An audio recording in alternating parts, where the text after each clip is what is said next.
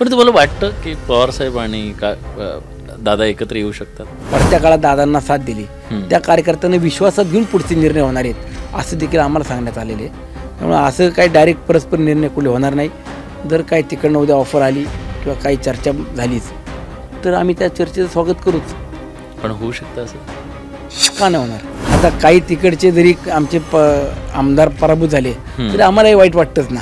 एवढं काम त्यांचं पण दादा बदलले ह्या निवडणुकीत, बदलावं लागलं. आमची अशी व्यक्तिगत भावना आहे की दोघांनाही मुख्यमंत्री पदाची संधी मिळाली. दादांना देखील काही काळ का होईना पण मुख्यमंत्री पदाची दादांनी भूमिका घेतली. पवार साहेबांच्या पासून बाजूला जायचं त्यावेळेला दादांची एकट्याची भूमिका नव्हती. ही भूमिका घेण्या अगोदर पवार साहेबांची संमती होती. बरं. आणि पवार संमती होती पवार साहेब. हो, साहेबांनी ज्यावेळेला ऐन टायमाला राजीनामा दिला परत माघारी घेतला त्यावेळेला दादांनी ठरवलं की आपण वरती 2 वेळा शब्द दिला आपण माघारी घेतोय, आता माघारी नाही घ्यायचंय. दादांना विलन केले गेले ह्या सगळ्या? नक्की दादांनी विलन करण्याचा प्रयत्न केला म्हणून आम्हाला लोकसभेला त्याचा फटका बसला. ह्या सगळ्या आमदारांना पवार साहेबांकडे घेऊन जाणारा मोहरक्या कोण होता? उल्लेख केला. नवीन जनरेशन मधले किंवा पहिल्या टर्म मधल्या आमदारांना घेऊन जाणारा रोहित पवार होता. म्हातारं जिकडं फिरेल तिकडं वारं फिरतं असं म्हटलं जायचं. पवार साहेबांच्या त्या सभेची भीती नाही वाटली तुम्हाला? अजिबात नाही. माझा कॉन्फिडन्स माझ्या मावळ तालुक्यातल्या सर्वसामान्य जनतेच्या मनातला जो काही विश्वास आहे तो नक्कीच मला देखील तेवढा होता. मंडळी नमस्कार, मी विलास बडे. न्यूज 18 लोकमाशा या पॉडकास्टमध्ये आपल्या सगळ्यांचं स्वागत. विधानसभा निवडणुका पार पडल्या आणि या निवडणुकांच्या रणधुमाळीमध्ये महाराष्ट्रात अशा काही बिग फाईट्स होत्या ज्या बिग फाईट्सचा निकाल खरं तर महाराष्ट्रासाठी औत्सुक्याचा होता. आणि त्याच्यातलीच एक बिग फाईट म्हणजे मावळची जागा. मावळच्या रणसंग्रामामध्ये सुनील शेळके यांच्या विरोधात सगळे अशा प्रकारची सगळी राजकीय लढाई होती. दिग्गजांचा पुन्हा पराभव करत सुनील शेळके हे आज विनर ठरलेले आहेत आणि अनेकांना अचंबित करणारा भला मोठा विजय त्यांनी कसा मिळवला या सगळ्याबद्दल आपण बोलणार आहोत. खरं तर मातीतला हा माणूस लाल मातीमध्ये पैलवानकी करणारा असो किंवा मग बैलगाड्यावरती चढणारा हा माणूस असेल आणि सामान्य माणसातला शेतकऱ्याचा एक पोरगा प्रस्थापितांना धक्का देत कसा काय विधानसभेत पोहोचला या सगळ्याबद्दल आपण सुनील अण्णांशी बोलणार आहोत. अण्णा, स्वागत आहे तुमचं. जेव्हा हा निकाल लागला तुमचा 1 लाखापेक्षाचं मताधिक्य होतं तेव्हा काही हाताला चिमटा वगैरे काढला होता? नाही, बिलकुल नाही. माझी ही निवडणूक होत असताना ही सर्वसामान्य जनतेने ही निवडणूक हातामध्ये घेतलेली होती. मागच्या 5 वर्षामध्ये ज्या जनतेने मला आमदार म्हणून निवडून दिलं त्या 5 वर्षाचा कालावधीमध्ये सुनील शेळकेनं काय कामं केलीत, कशा पद्धतीनं तालुक्यामध्ये विकास कामांना निधी आणला याचं देखील मूल्यमापन करत होते. आणि विकास कामाचा अजेंडा घेऊन आम्ही निवडणुकीला सामोरे जात होतो. समोरचे मंडळी एकत्रितपणानं मला कशा पद्धतीनं घेरता येईल हा विचार करून ठराविक पुढारी मंडळी फक्त बाजूला गेले होते. परंतु सर्वसामान्य जनता ही माझ्यासोबत होती आणि मला तेवढा आत्मविश्वास होता की 5 वर्षामध्ये विकास कामं करत असताना फक्त विकास कामच नाही केली तर सर्वसामान्य माणसाच्या अडीअडचणीला देखील उभा राहिलो आणि त्याच जोरावरती मी ही निवडणूक सहजरित्या जिंकणार हा मला विश्वास होता. पण जेव्हा शरद पवार, राष्ट्रवादी काँग्रेसचे शरद पवार पक्षाचे प्रमुख शरद पवार जेव्हा तुमच्या मतदारसंघात आले आणि त्यांनी एक सूचक वक्तव्य केलेलं होतं, माझ्या नादाला लागलं तर मी कोणाला सोडत नाही. आणि त्या दिवशी अनेकांना असं वाटलं की आता तुमचं काही खरं नाही. तुम्हालाही पोटात गोळा आला होता की पवार साहेबांनीच आता तुम्हाला थेट आव्हान दिलं? नाही, त्यामध्ये त्यावेळेसची परिस्थिती अशी होती की साहेब माझ्या मतदारसंघामध्ये ज्या वेळेला आले त्यावेळेला ज्या प्रमुख नेत्यांनी साहेबांना मतदारसंघामध्ये आणलं त्यावेळेला साहेबांना सांगितलं की साहेब अनेक जण राष्ट्रवादी काँग्रेस पक्षामध्ये प्रवेश करतायत, हजारो कार्यकर्ते आपल्याबरोबर येणार आहेत आणि तुम्ही मतदारसंघामध्ये आलं पाहिजे. आणि साहेबांनी ज्यावेळेला मतदारसंघामध्ये आले, कार्यक्रम घ्यायला सुरुवात केली, समोरची परिस्थिती पाहिली तर अवघे काही 200-250 लोकच त्या कार्यक्रमाला उपस्थित होते. आणि मग ज्या नेत्यानं साहेबांना आणलं होतं तिथं साहेबांनी विचारलं काय नक्की भानगड आहे, तर त्यांनी सांगितलं की नाही, सुनील शेळकेने इथं खूप दहशत केलेली आहे आणि सुनील शेळकेनं तुम्ही येत आहे म्हणून दमबाजी केली म्हणून कार्यकर्ते आणि लोक इथं उपस्थित राहिलेले नाहीयेत. मग साहेबांनी त्यातून त्या भावना व्यक्त केल्या. परंतु साहेबांना देखील नंतर लक्षात आलं. तुम्ही गैरसमज दूर केला त्यांचा? हां, साहेबांना त्या लक्षात आलं ना हां, की नाही ही तशी परिस्थिती नव्हती. आणि ज्यांनी कोणी सांगितलं त्यावरती साहेबांनी देखील स्वतःच्या पेजवरनं ती सगळी परिस्थिती किंवा जे कोणी सांगितलं ते देखील त्यांनी त्यांच्या पेजवरनं ते मांडण्याचं काम केलं. मग साहेबांना चुकीचं सांगून त्या ठिकाणी आणलं. मी कोणा साहेब येत आहेत तर उलटं आम्हाला खंत होती की आज साहेब आपल्या मतदारसंघात येत आहेत आणि आपण उपस्थित नसणार आहे. परंतु साहेबांना नंतर जे काय माझ्याबाबत बोलावं लागलं त्याबाबत देखील मला थोडंसं वाईट वाटलंच होतं. परंतु साहेबांनी जे काय वक्तव्य केलं ते आमच्या तालुक्यातल्या लोकांना ते पटलेलं नव्हतं ॲक्च्युली. पण ठीक आहे, झालं तर झालं. पण म्हातारं जिकडं फिरेल तिकडं वारं फिरतं असं म्हटलं जायचं. पवार साहेबांच्या त्या सभेची भीती नाही वाटली तुम्हाला? अजिबात नाही. माझा कॉन्फिडन्स माझ्या मावळ तालुक्यातल्या सर्वसामान्य जनतेच्या मनातला जो काही विश्वास आहे तो नक्कीच मला देखील तेवढा होता. मावळची जनता ही कुठल्याही भूल थापांना बळी पडत नाही, कुठल्या आमिषाला बळी पडत नाही. त्यांना जो माणूस व्यवस्थित वाटतोय, जो माणूस आपल्या सुखादुःखात उभा आहे त्याच्या मागे उभी राहणारी आमची मावळची जनता आहे. अनेकांना हे कदाचित माहीत नसेल की सुनील अण्णा हे पैलवान आहेत. त्यांनी पैलवानकी सुद्धा केली, बरोबर आहे? पैलवानकी केली, कुस्त्या केल्या, काही ठिकाणी कुस्त्या मारल्या म्हणजे जिंकलो, काही ठिकाणी पडावं देखील लागलं, चितपटही झालो. बरं, चितपट केलं. पण ही कुस्ती किती चॅलेंजिंग होती बरं यावेळेची? कारण सगळे पैलवान एका बाजूला, प्रस्थापित पैलवान, आणि तुमची पाठ लावायची ठरवली होती यावेळेस. मी राजकीय कुस्ती खेळताना 2006ला पहिल्यांदा माझा पराभव झाला. तिथून पुढे कशा पद्धतीने डाव खेळले पाहिजे हे राजकारणातले मला त्यात चांगल्या पद्धतीने माहिती झाले. परंतु मी डाव खेळण्यापेक्षा सरळ भूमिका घेऊन राजकारणामध्ये काम करत आलो आणि ती माझ्या लोकांना अपील होत गेली किंवा ते पटतं की तुम्ही डावपेच करण्यापेक्षा तुम्ही सत्यता मांडली पाहिजे. आणि ती मी सत्यता माझ्या जनतेसमोर मांडत गेलो. मला त्याच बळावरती किंवा त्याच विश्वासावरती आज लोकांचं जनमत हे माझ्या मागं ठामपणानं उभं राहिलं. एक व्हिडिओ तुमचा खूप व्हायरल होतोय आता. दादा तो किस्सा सांगतायत. तुम्ही दादांना असं सांगितलं होतं निवडणुकीच्या पहिल्या दिवशी, दादा मी पडणार आहे, आणि दुसऱ्या दिवशी निकाल आला तेव्हा तर तुम्ही लाखांनी निवडून आला होतात. काय घडलं होतं? दादांनी तुमचं कौतुक केलं तेव्हा. दादांना मी पडणार आहे असं नाही डायरेक्टली म्हणाल नव्हतं. सीट जाणार आहे आपली. दादांना म्हणजे काय झालं की त्या ज्या सगळी परिस्थिती आपण जर पाहिली मागच्या महिनाभरापूर्वीची, तर सगळे स्थानिक नेते मंडळी एका बाजूला गेले होते आणि ठराविक काही नेते मंडळी किंवा कार्यकर्ते, सर्वसामान्य माणसं माझ्या मागे उभी होती. पण नेते मंडळी एका बाजूला गेले तर चित्र असं दिसत होतं की सुनील शेळकेचं आता काही खरं नाही. मग दादा मला विचारायचे, सुनील तुझ्या इथं काय अडचण वाटते का? म्हणजे दादा मला काय अडचण नाहीये, पण जर मला मदत भारतीय जनता पक्षाची झाली नाही तर मी अडचणीत येऊ शकतो. अशा पद्धतीने मी. भाजपच तुमच्या विरोधात होतं ना तिथं? भाजपचे पदाधिकारी माझ्या विरोधात होते. बरं. भाजपचा सर्वसामान्य कार्यकर्ता माझ्या विरोधात नव्हता, पदाधिकारी विरोधात होते. आणि दादांना मी हे सांगत होतो की दादा, जोपर्यंत भारतीय जनता पक्षाचा कार्यकर्ता किंवा प्रमुख व्यक्ती माझ्या मागे उभा आहे हा दिसत नाही, तोपर्यंत खाली भारतीय जनता पक्षातलं चित्र किंवा कार्यकर्त्यांच्या मनातला संभ्रम हा निघणार नाही. मग दादांनी नेमकं मोदीजींची माझी भेट घालून दिली आणि त्या भेटीचा व्हिडिओ तो इतका व्हायरल झाला की भारतीय जनता पण त्याचा एक किस्सा त्यांनी सांगितला दादांनी की मोदींच्या त्या सभेमध्ये तुम्हाला जाण्यासाठी कशी कसरत करावी लागली. त्यावेळी काय होतं? काय झालं की पुणे जिल्ह्याची सर्व महायुतीच्या उमेदवारांची एक सभा मोदीजींनी घेतली आणि त्या सभेच्या वेळेला प्रत्येक उमेदवाराची तिथं आपण आयडेंटिटी देऊन दिल्लीवरनं नावं यावे लागतात. आणि माझ्या ऑफिसमधनं माझे डॉक्युमेंट्स काही पूर्ण झाले नव्हते म्हणून माझं नाव तिथं कमी होतं.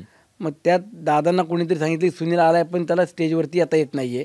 मग ते SPGO कमांडो जे आहेत किंवा त्यांची जी सगळी सिक्युरिटी आहे ती सिक्युरिटी काय एवढं इतकं स्ट्रिक्ट आहेत की ते कोणालाही सहजरित्या सोडत नाही. मग मोदीजींनी स्वतः सांगितलं, म्हणजे असं क्वचित कधीतरी होतं की मोदीजींनी सांगायचं आणि डायरेक्ट स्टेजवरती यायचं. त्यातलं एक माझं उदाहरण आहे. क्या बात. मग ते मोदीजींनी सांगितल्यावरती मला स्टेजवरती घेतलं. मोदीजींचं भाषण सुरू होतं, ते संपल्यावरती माझी स्वतंत्र परत ओळख करून दिली आणि तो व्हिडिओ इतका सुंदर आला, त्याच्यातनं लोकांना देखील ते अपील झालं. म्हणजे मेसेज तुम्हाला द्यायचा होता भाजपच्या तिथल्या केडरला की मोदीजींचा माझ्यावर आशीर्वाद. मला नाही, तो दादांना द्यायचा होता की आम्ही महायुती बरोबर आहोत आणि महायुतीचा सुनील शेळके उमेदवार आहे, तुम्ही सर्वांनी महायुतीचा धर्म पाळून काम करावं, हा दादांनी मेसेज दिला. पण त्याचा तुम्हाला किती फायदा झाला त्या व्हिडिओच्या? नक्कीच, जवळजवळ म्हणजे मी तुम्हाला सांगतो की 2080 असा रेशो होता. हा 20% सुरुवातीच्या काळात भारतीय जनता पक्ष माझ्यासोबत होता आणि 80% स्थानिक नेतृत्व जे तिथं करतायत त्यांच्या मागं भारतीय जनता पार्टी उभी होती. हम्म. आणि मोदीजींची माझी भेट होणं किंवा देवेंद्रजींचा आणि आमच्या इथल्या नाना काटेंचा फोनवरचं संवाद होणं ते व्हायरल जे झालं त्यातून सत्यता भारतीय जनता पक्षातल्या कार्यकर्त्यांना कळाली आणि ती उलटं झालं त्यानंतरनं. म्हणजे 20% तिकडे राहिले आणि 80% माझ्यासोबत भारतीय जनता पक्ष आला. बर.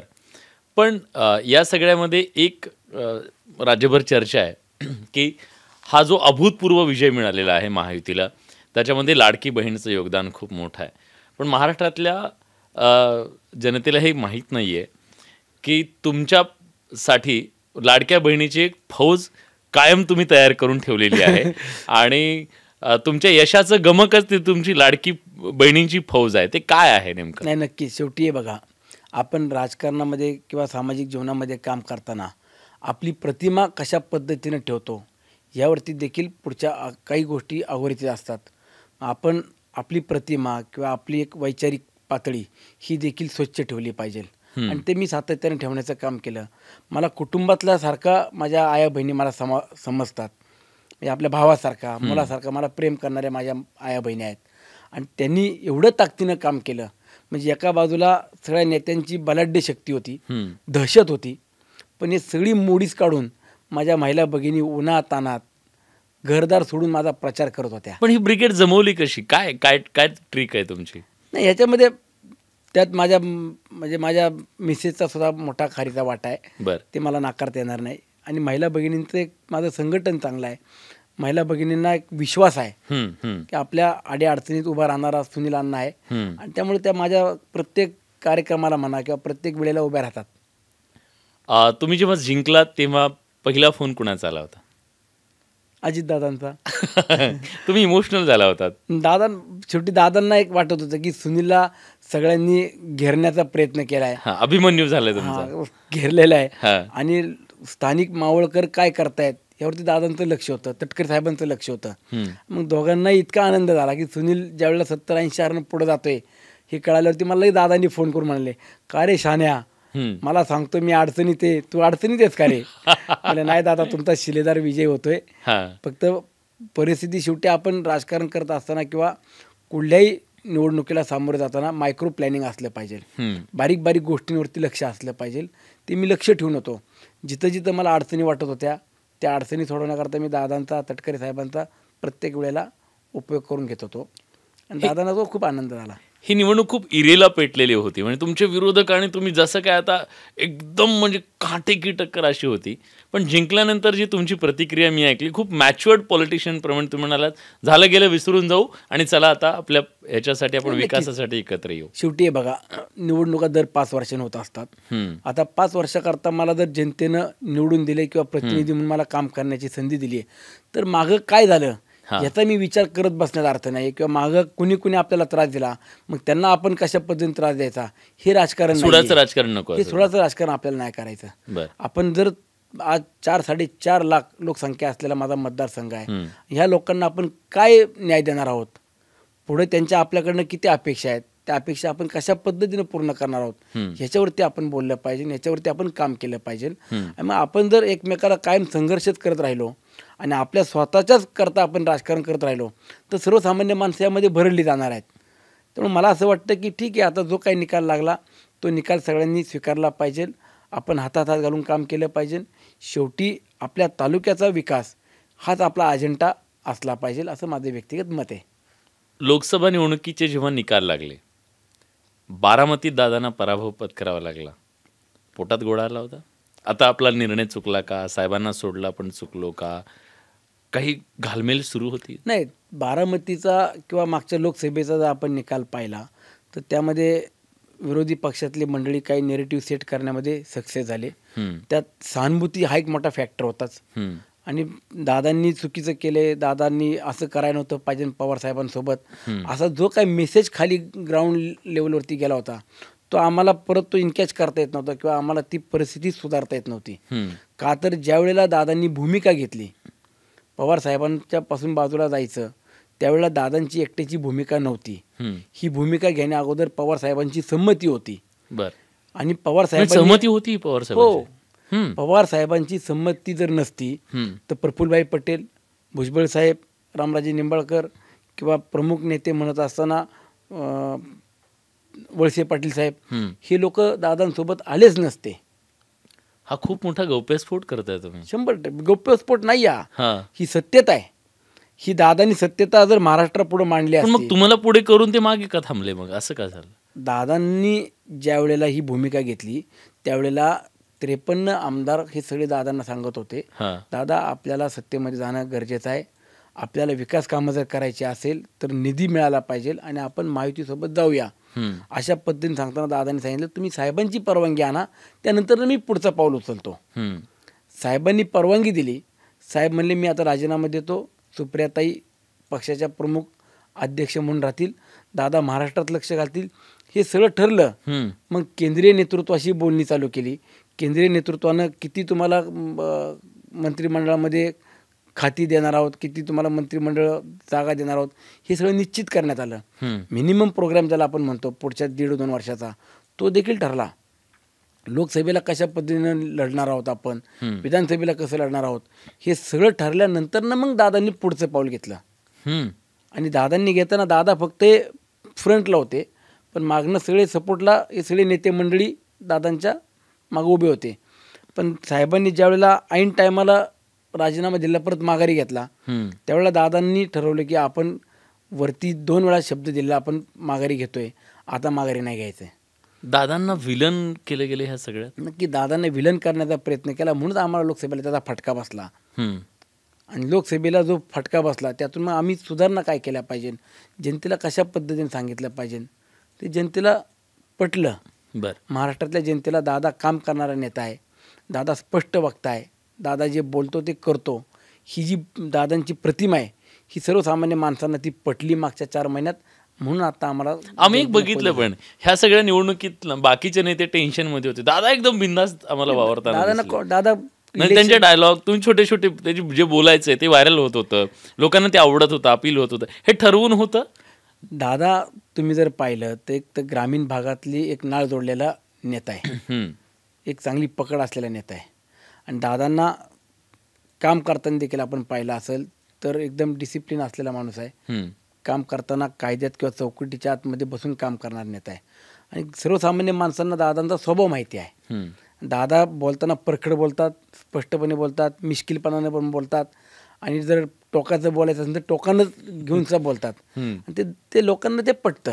तुम्हाला कधी ओरडले दादा? दादा मला तशी ओरडले नाही कधीच, पण जर मी सारखा दादांना त्रास दिला की माझा राग दुसऱ्यावरती काढायचा. पण माझं व्यक्तिगत दादांकडे मी कधी काम घेऊन गेलोच नाही. जे काम असेल ते मी माझ्या मतदारसंघातल्या लोकांचं काम घेऊन गेलो. त्यामुळे दादांनी ते पटत होतं की हा कामाचा फॉलोअप घेतोय, हा कामाकरता पळतोय. मला असं व्यक्तिगत कधी रागवणं वगैरे काय नाही. पण शेवटी माणूस काम करताना जो काय त्रास सहन करतो तो किती त्रास असतो हे आपण मी देखील जवळून पाहिले. कारण तुम्ही कुणासाठी तरी काम करतोय. जेव्हा दादा की साहेब अशा प्रकारचा निर्णय घ्यायची वेळ आली तेव्हा मनात काय होतं? नाही, दादा की साहेब म्हणताना मी पहिलं दादांचाच विचार केला. का केला तर साहेबांना विचारून दादांनी निर्णय घेतलेला आहे. शेवटी आज 35-40 वर्ष राजकारणामध्ये दादा काम करताना कुठलंही पाऊल उचलताना दादा देखील 10 वेळा विचार करतायत. असं नाही की मी म्हणन तसंच सगळं होईल आणि मी म्हणन तसा पक्ष चालेल अशी भावना दादांची नव्हती. कारण 20 जून 2022ला ज्यावेळेला शिंदे साहेबांनी सरकारपासून बाजूला जायचं ठरवलं किंवा शिवसेना बाजूला घेऊन गेले त्यावेळेला सुद्धा आम्ही त्या प्रक्रियेमध्ये होतो. त्यावेळेला दादांच्या नंबर लावला नाही, त्यांनी नंबर लावल्यानंतर ना मग आम्ही सगळ्यांनी बैठक घेतली. मग त्या बैठकीला सगळे राष्ट्रवादीचे नेते होते, सगळे मंत्री होते. आणि त्यावेळेला सांगत होते की दादा तुम्ही निर्णय घ्या, दादा तुम्ही जो निर्णय घ्याल तो आम्हाला मान्य आहे. दादा म्हणले मी निर्णय घेणार नाही, तुम्ही मला सगळे जरी सांगत असले तर तुम्ही पवार साहेबांची संमती आणा, मग मी पुढे जातो. पवार साहेबांकडे ह्या सगळ्यांचं घेऊन जाणारा मोहरक्या कोण होता? कुठल्या ह्याच्यामध्ये? ह्या सगळ्या आमदारांना पवार साहेबांकडे घेऊन जाणारा मोहरक्या कोण होता? तुम्ही एकदा उल्लेख केला. नवीन जनरेशन मधले किंवा पहिल्या टर्म मधल्या आमदारांना घेऊन जाणारा रोहित पवार होता. हे खरं सांगताय तुम्ही? कारण मी रोहित पवारांना नंतर विचारणार आहे. विचारा. आणि मी एक तर तुम्हाला सांगतो, राजकारणात असो किंवा कधी असो मी खोटं बोलत नाही.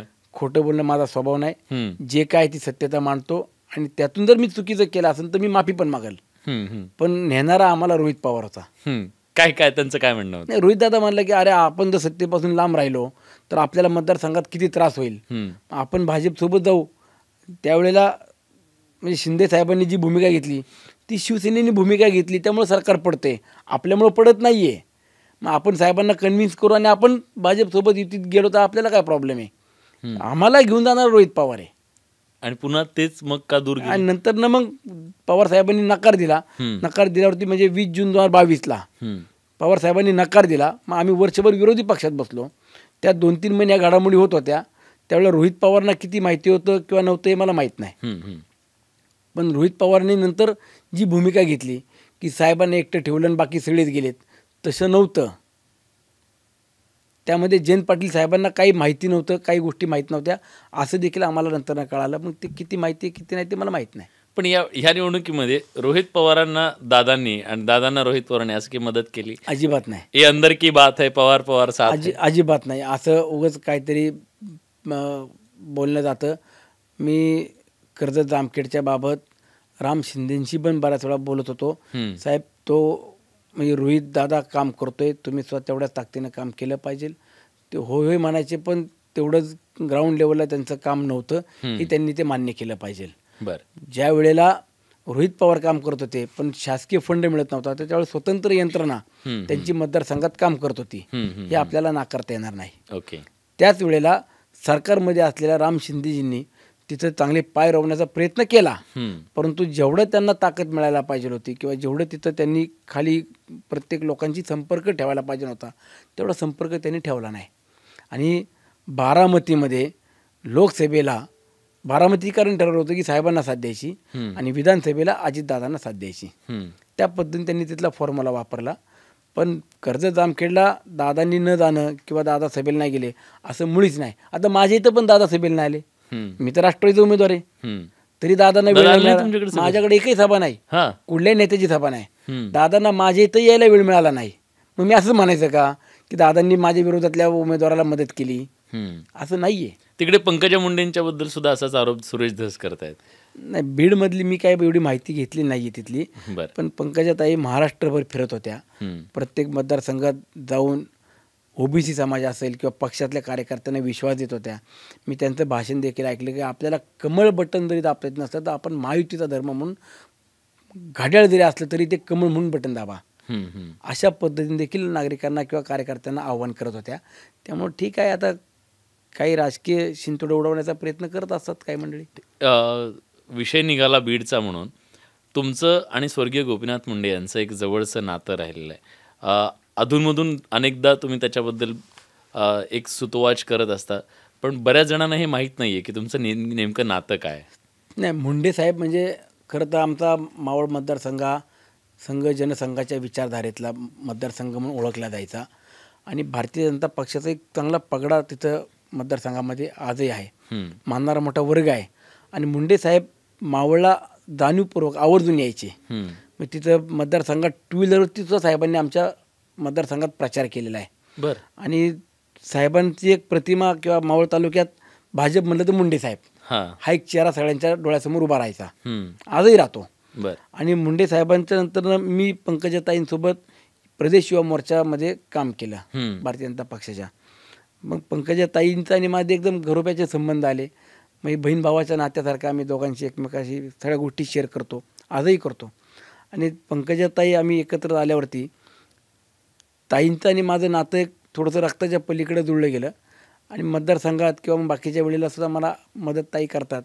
मग साहेबांचं प्रेम, ताईचं आणि माझं एक जुळलेलं नातं, हा नक्कीच मुंडे परिवाराशी माझा एक जवळ घरोप्याचा संबंध आहे.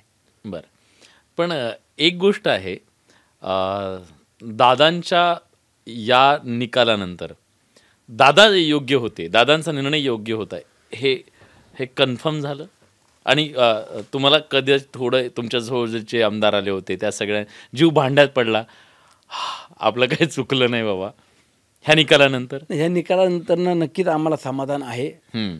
शेवटी आमची एक अपेक्षा एवढीच होती की 5 वर्ष आम्ही काम करतोय, आम्हाला महत्त्वाकांक्षा आहे, पण जो व्यक्ती 35-40 वर्ष महाराष्ट्राच्या राजकारणामध्ये काम करतोय त्या अजितदादांनी 16-16, 18-18 तास काम केलं.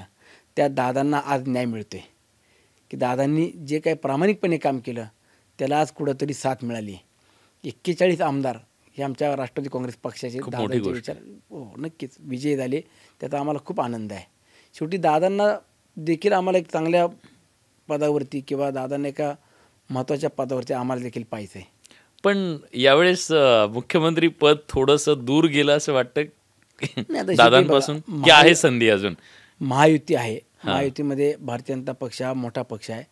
त्यानंतर शिंदेसाहेबांचा पक्ष आणि अजितदादांचा आहे.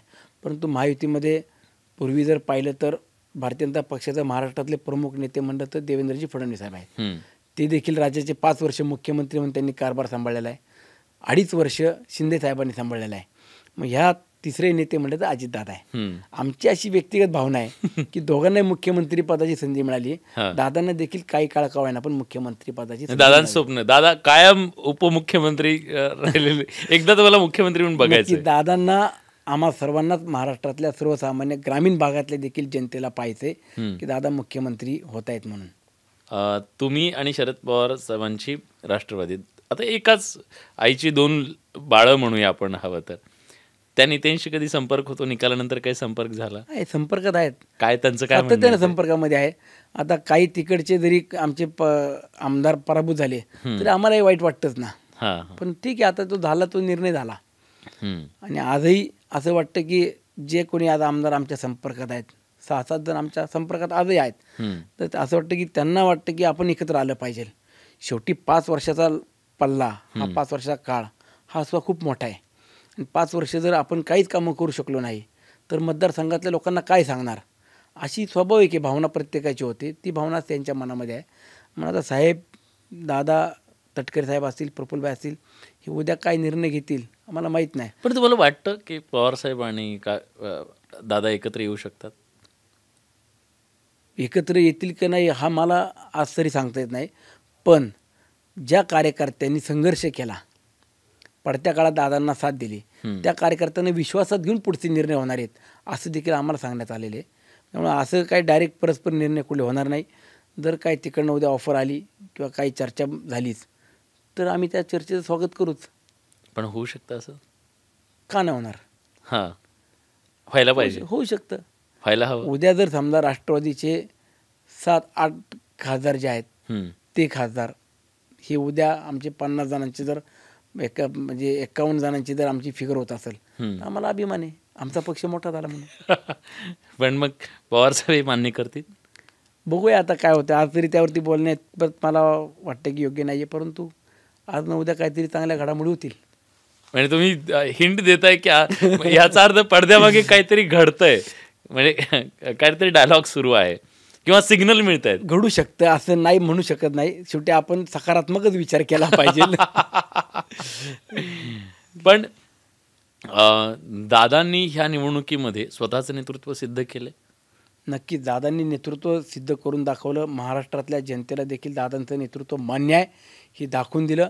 आमचे 41 आमदार निवडून आले आणि 5 आमदार हे अवघ्या काही 1000 आणि 200-400 मतांना पराभूत झालेले आहेत. मतांची जर टक्केवारी पाहिली तर खूप चांगल्या पद्धतीने आमचा स्ट्राईक रेट सुद्धा राहिलेला आहे. परंतु ठीक आहे, आता उद्याच्या काळामध्ये दादांचं कामच बोलते.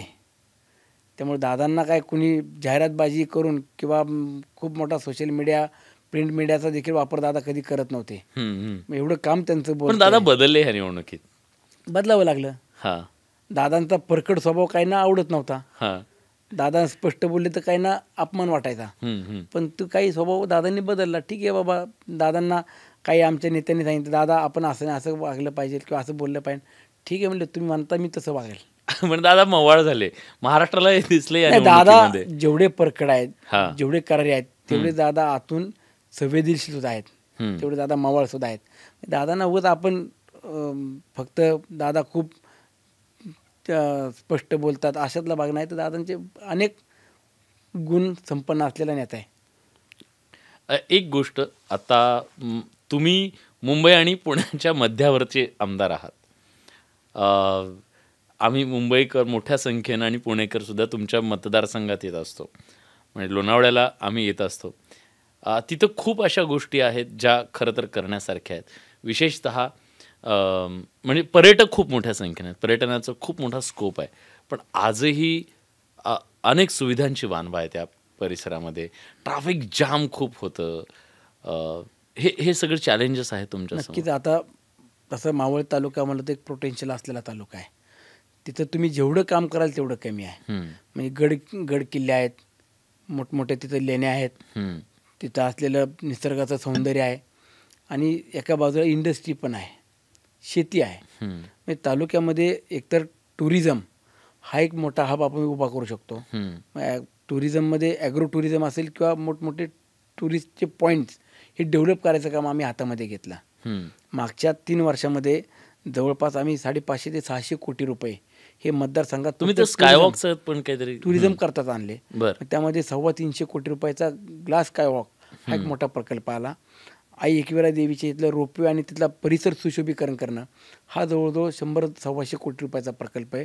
संत जगनाडे महाराजांचं तीर्थक्षेत्र आहे, तिथे आम्ही 70-80 कोटी रुपये खर्च करतोय. बाकीचे छोटे मोठे धबधबे आहेत, ते धबधब्याचा एरिया सुद्धा डेव्हलप करतोय. मला सांगायचं काय की ह्यातून पर्यटक कसे आकर्षित होतील आणि स्थानिकांना कसा रोजगार मिळेल हा आम्ही विचार करून तिथली डेव्हलपमेंट करतोय. इंडस्ट्री देखील एक चांगल्या पद्धतीच्या आमच्या भागामध्ये डेव्हलप होती आहे. मोठमोठे उद्योग येत आहेत, मोठमोठे प्रकल्प आता येताना तिथं स्थानिकांना देखील रोजगार कसा मिळेल, तिथल्या गावातल्या लोकांना कशी रोजगाराची निर्मिती होईल हा देखील आम्ही विचार करतोय. आज मावळ तालुक्यामध्ये मावळ तालुका सोडून पुणे जिल्हा असेल, पश्चिम महाराष्ट्र, उत्तर महाराष्ट्र, कोकण, मराठवाडा या भागातले सुद्धा नागरिक मोठ्या प्रमाणात स्थलांतरित होऊन तिथे राहत आहेत. ह्या लोकांना देखील कसा मला रोजगार देता येईल तो देखील एक आव्हानात्मक माझा पुढचं एक 5 वर्षाचं काम असणार आहे. ह्याबरोबर शेतीला आमच्या इकडं जोड व्यवसाय म्हणलं तर दूध व्यवसाय, पोल्ट्रीचा व्यवसाय, ऊसाचा म्हणजे कारखानदारी आहे. ह्याला देखील एक चांगला हमी भाव मिळाला पाहिजे. आमच्या इथलं प्रसिद्ध असलेला इंद्रायणी भात ह्याला देखील एक चांगलं दर्जा द्यायचं काम किंवा त्याला देखील एक चांगला भाव कसा मिळेल हा आम्ही प्रयत्न करतोय. ह्या सगळ्या गोष्टींचा विचार करून पुढचे 5 वर्ष मेहनत करायची एवढं ठरवलंय. लोणावळ्यात चिक्की खाता तुम्ही कधी? हो, आमची चिक्की आहे. आम्ही खातो, आम्ही सगळ्या नेत्यांना पण देतो. हा, तुम्ही म्हणजे असं कुणाकडे नेत्यांना देतो, प्रमुख इंडस्ट्रीतले कोणी उद्योगपती असतील त्यांना भेटायला गेलो तर आम्ही त्यांना गिफ्ट कुठले ट्रॉफी किंवा कुठले एखादं बुके वगैरे देत नाही, आम्ही चिक्की देतो. तुम्ही ब्रँडिंग करता तुमच्या मतदारसंघात? आमचं ब्रँडिंगच करणार आम्ही एकतर इंद्रायणी भाताचा एक मोठं कट्टा नेऊन देतो, नाहीतर मग चिक्कीचं पॅकेट देतो. तुम्ही पैलवान सुद्धा होतात, त्या पैलवानकीबद्दल सांगा ना. पैलवानकी मी 3-4 लहानपणापासून तुम्हाला आवड होती कुस्तीची? आमच्या घरात देखील काही पैलवान होते. माझा भाऊ पैलवान होता, वडिलांनी काही दिवस तालीम केली, चुलत्यांनी केली, आम्ही काही वर्ष तालमीमध्ये होतो. पैलवानकी केली, पण शेवटी आपल्याला काही गोष्टी समजल्या पाहिजे, आपण कितपत जाणार आहोत, आणि मी लवकरच पैलवानकीतून बाजूला गेलो. राजकीय पैलवानकी सुरू केली, व्यवसाय केला. व्यवसायामध्ये देखील काही दिवस मी एक चांगल्या पद्धतीने व्यवसाय बांधण्याचं काम केलं. तुम्ही आता राष्ट्रवादी काँग्रेसमध्ये आहात, पण तुमची पार्श्वभूमी अनेकांनाही माहीत नाही आहे की जनसंघाची पार्श्वभूमी आहे. माझी पणजी म्हणजे घरातला आमचा वारसा जर पाहिला तर हा संघ जनसंघाच्या विचारधारेतला आहे. माझी पणजी होती, माझे चुलत आजोबा होते, माझे चुलते होते, भाऊ होता. हे सगळे आम्ही भारतीय जनता पक्षापासून तर संघ जनसंघापर्यंत आमची सगळी वाटचाल आहे. पण 2019ला मला काही भूमिका घ्यावी लागली त्यावेळेला, त्यातूनही यश मिळालं. आणि आज ज्या अजितदादांच्या सोबत आहे ते दादा देखील मला माझ्या मतदारसंघात जे पाहिजे ते देत आहेत, म्हणून मी दादा नाही सोडू शकत. दादांना सोडू शकत नाही सोडू शकत. ठीक आहे. पण निश्चितपणे ही जी लढाई तुम्ही लढलात ती खूप मोठी लढाई होती. खरं तर चहूबाजूनी तुम्हाला घेरलेलं होतं आणि या सगळ्यामध्ये तुमचा निभाव कसा लागेल अशी सगळ्यांनाच उत्सुकता होती. पण सगळ्यांना पुरून सगळ्यांची पाठ लावून तुम्ही विधानसभेमध्ये पोहोचलेले आहात. चितपट तुम्ही सगळ्यांना केलेलं आहे. 1 लाखापेक्षा जास्त मतदान म्हणजे मताधिक्य घेऊन आज निवडून येणं ही खूप मोठी गोष्ट आहे आजच्या सगळ्या राजकीय पार्श्वभूमीवरती, जेव्हा सगळे विरोधक समोर एकत्रितपणे उभे असताना. पण निश्चितपणे आम्हा मुंबईकरांना आणि पुणेकरांना विशेषतः जास्त तुमच्याकडनं अपेक्षा आहेत. कारण आम्ही जेव्हा तुमच्या मतदारसंघामध्ये येतो, पर्यटक म्हणून जेव्हा येतो, तेव्हा मात्र काही सुविधा मिळाव्यात ही अपेक्षा सगळ्या पर्यटकांची निश्चितपणे असणार आहे. नक्कीच. शेवटी आज माझा मावळ मतदारसंघ हा पुणे आणि मुंबईच्या मध्यवर्ती असलेला तालुका आहे आणि तिथं पर्यटक म्हणून अनेक जण येतात. एक चांगल्या सुविधा आणि सुरक्षितता देणं ही माझी जबाबदारी असणार आहे, माझी नैतिकता असणार आहे. आणि मग पुढच्या काही दिवसामध्ये आम्ही रस्ते असतील, तिथली सुरक्षितकरता पोलीस व्यवस्था असेल, नगर परिषद किंवा ग्रामीण भागातली देखील एक सुसज्जता कशी असली पाहिजे ह्याचा नक्कीच विचार करून काम करणार आहोत. आणि महाराष्ट्रामध्ये मावळ तालुका एक वेगळ्या उंचीवरती न्यायचं काम, जसं मला मताधिक्य देऊन माझ्या जनतेनं दाखवून दिलं की आम्ही तुझ्यासोबत आहोत, तसंच मला मावळ तालुक्यात देखील महाराष्ट्रामध्ये एक चांगल्या उंचीवरती नेणं हीच माझी जबाबदारी असणार आहे. मुख्यमंत्री कोण होईल? मुख्यमंत्री आदरणीय अजितदादा व्हावे ही तर आमची मनापासून भावना आहे, इच्छा आहे, सर्वसामान्य माणसाची देखील आहे. परंतु शेवटी महायुतीतले वरिष्ठ नेते जो निर्णय घेतील तो आम्हा सर्वांनाच मान्य करावा लागेल. मंत्रिपद? मी कुठल्याही नेत्याकडे मला मंत्रिपद द्यावं असं मी आग्रह धरलेला नाही.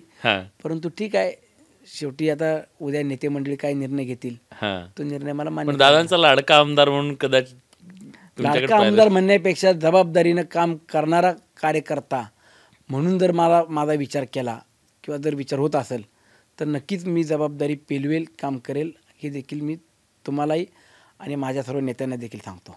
Thank you so much. तुम्ही न्यूज 18 लोकमतशी सविस्तरपणे बोललात त्याबद्दल. तर हे होते आमदार, नवनिर्वाचित आमदार सुनील अण्णा शेळके आणि अतिशय दिलखुलासपणे त्यांनी काही गोष्टी सांगितलेल्या आहेत. पडद्यामागच्या सुद्धा अनेक गोष्टी त्यांनी सांगितलेल्या आहेत आणि त्यांच्या भावी वाटचालीसाठी आपण त्यांना शुभेच्छा देऊया. धन्यवाद, खूप शुभेच्छा. थँक्यू. नमस्कार.